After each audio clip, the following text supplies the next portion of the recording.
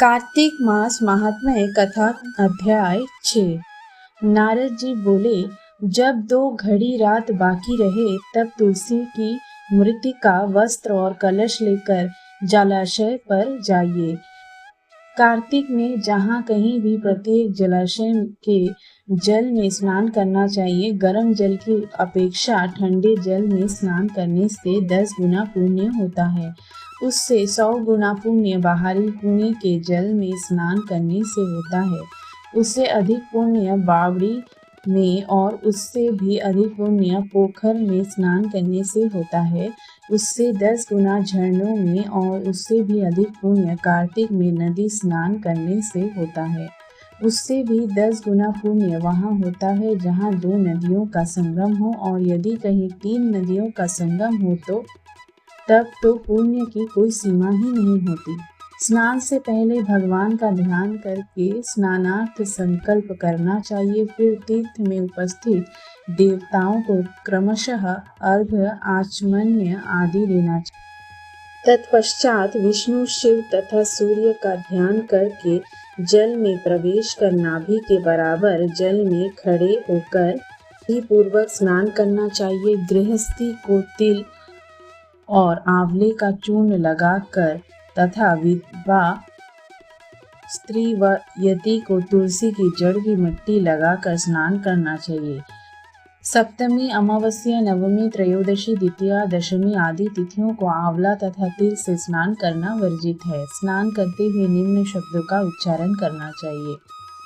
जिस भक्ति भाव से भगवान ने देवताओं के कार्य के लिए 3 प्रकार का रूप धारण किया था, वहीं पापों का नाश करने वाले भगवान विष्णु अपनी कृपा से मुझे पवित्र बनाए। जो अमनुष्य भगवान विष्णु की आज्ञा से कार्तिक व्रत करता है, उसकी इंद्रादि सभी देवता रक्षा करते हैं, इसलिए वह मुझको पवित्र करे। बीजों, रहस्यों तथा यज्ञों सहित वेदों के मंत्र, कश्यप आदि ऋषि, इंद्रादि देवता मुझे पवित्र करे। अदिति आदि सभी नारियां, यज्ञ सिद्ध सर्प और समस्त औषधियों व तीनों लोकों के पहाड़ मुझे पवित्र करें।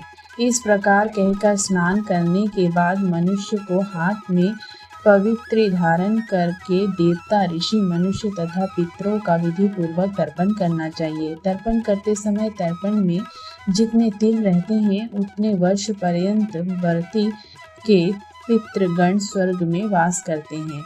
उसके बाद व्रती को जल से निकल कर शुद्ध वस्त्र धारण करने चाहिए। सभी तीर्थों के सारे कार्यों से निवृत्त होकर पुनः भगवान विष्णु का पूजन करना चाहिए। सभी तीर्थों के सारे देवताओं का स्मरण करके भक्ति पूर्वक सावधान होकर चंदन, फूल और फूलों के साथ भगवान विष्णु को फिर से अर्घ्य देना चाहिए। अर्घ्य के मंत्र का अर्थ इस प्रकार है। मैंने पवित्र कार्तिक मास में स्नान किया है। हे विष्णु, राधा के साथ आप मेरे दिए अर्घ्य को ग्रहण करें। तत्पश्चात चंदन, फूल और तांबूल आदि से वेद पाठी ब्राह्मणों का श्रद्धा पूर्वक पूजन करें और बारंबार नमस्कार करें। ब्राह्मणों के दाएं पांव में तीर्थों का वास होता है, मुंह में वेद और समस्त अंगों में देवताओं का वास होता है। अपने कल्याण की इच्छा रखने वाले मनुष्य को इनका ना तो अपमान करना चाहिए और ना ही इनका विरोध करना चाहिए। एकाग्रचित होकर भगवान विष्णु की प्रिय तुलसी जी की पूजा करनी चाहिए।